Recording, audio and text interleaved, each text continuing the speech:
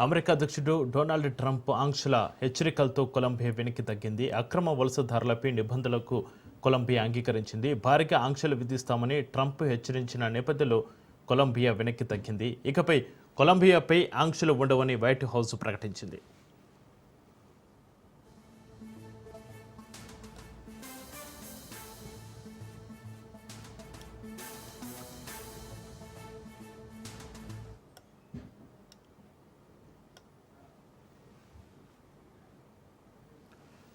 కొద్దిసేపటి క్రితం అమెరికా అధ్యక్షుడు డొనాల్డ్ ట్రంప్ మరో కీలక నిర్ణయం తీసుకున్నాడు. కొలంబియా చర్యలకు కౌంటర్ అటాక్ ఇచ్చాడు. కొలంబియా దూకుడుకు చర్యలకు బ్రేకులు వేశాడు. కొలంబియాపై సుంకాలు విధించి ఆంక్షలు మరింత కఠినతరం చేశాడు. అయితే ఇది ఆరంభమేనంటూ కొలంబియాను హెచ్చరించారు.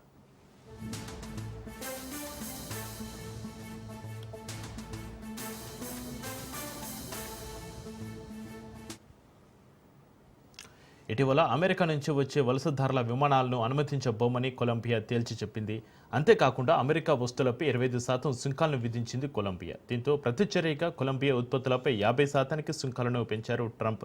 ముఖ్యంగా అమెరికా విమానాలను తిప్పికొట్టడంపై ట్రంప్ ఆగ్రహంగా ఉన్నారు.